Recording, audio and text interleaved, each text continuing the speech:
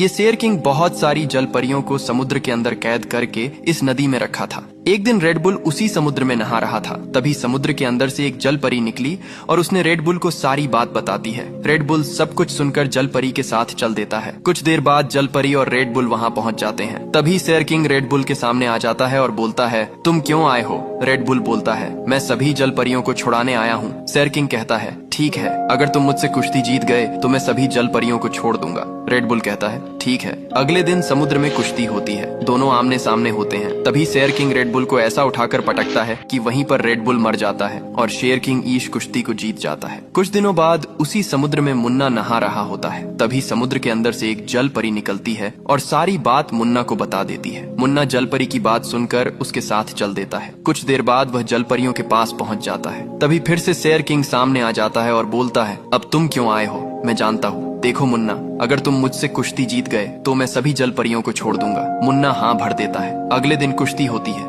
दोनों आमने सामने होते हैं और लड़ाई शुरू होती है। तभी शेर किंग मुन्ना को ऐसा उठाकर पटकता है कि वहीं पर मुन्ना बेहोश हो जाता है। सभी जल परियां रोने लगती हैं और बोलती हैं, अरे आप लोग लाइक सब्सक्राइब करके कमेंट में जल परी लिख दीजिए ताकि मुन्ना जीत जाए। कुछ देर बाद मुन्ना पूरे गुस्से में उठता है और शेर किंग को ऐसा उठाकर पटकता है कि वहीं पर शेर किंग मर जाता है। इस मुकाबले को मुन्ना जीत जाता है। अब सब जल परियां आजाद हो जाती हैं और खुशी खुशी घूमने लगती हैं।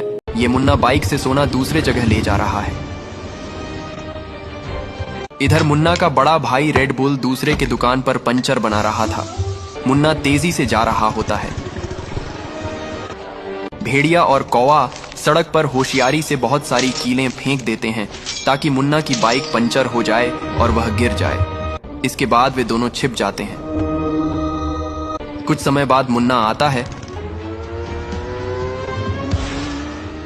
तभी उसकी बाइक पंचर हो जाती है और वह वहीं गिर जाता है।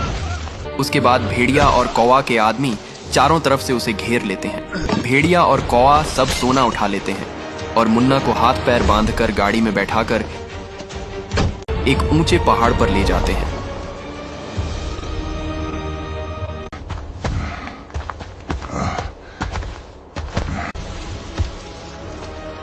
और वहां से फेंक देते हैं ताकि मुन्ना किसी को बता न पाए कि उन्होंने सोना चुराया है। इसके बाद भेड़िया और कौवा सब अपने अड्डे पर चले जाते हैं। इधर मुन्ना बहुत ऊंचाई से गिरने के कारण घायल हो जाता है, लेकिन वह जोर जोर से चिल्लाता रहता है। हाथ पैर बंधे होने के कारण वह कुछ कर नहीं पाता है। इधर शाम को रेड बुल घर लौट रहा होता है। तभी रास्ते में एक आदमी उसे के पास आता है। अरे रेड बुल, तुम घर जा रहे हो? उधर तुम्हारे भाई के साथ भेड़िया और कौवा ने मिलकर सोना लूट लिया है और मुन्ना को भी पकड़ के लेकर गए हैं। ये सुनकर रेड बुल अपने भाई को बचाने के लिए निकल पड़ता है।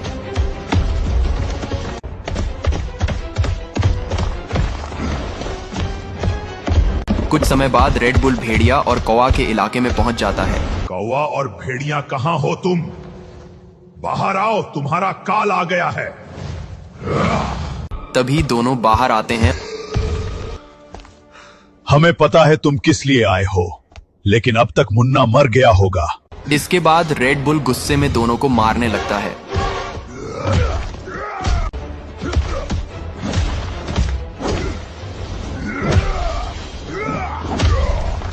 बहुत पीटने के बाद रेड बुल बोलता है, बताओ मेरा भाई कहाँ है? तुम्हारा छोटा भाई को हमने उस ऊंचे पहाड़ से फेंक दिया है और उसके हाथ पैर बंधा हुए हैं। जल्दी जाओ, नहीं तो वो मर जाएगा। ये सुनकर रेड बुल तुरंत वहां से निकल जाता है।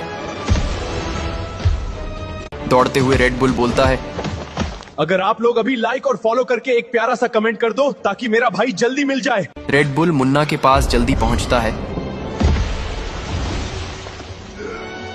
और जल्दी जल्दी उसके हाथ पैर खोल देता है। लेकिन मुन्ना पूरी तरह ठीक था। इसके बाद मुन्ना अपने भाई रेड बुल से गले मिलकर हंसने लगता है। सेफ है।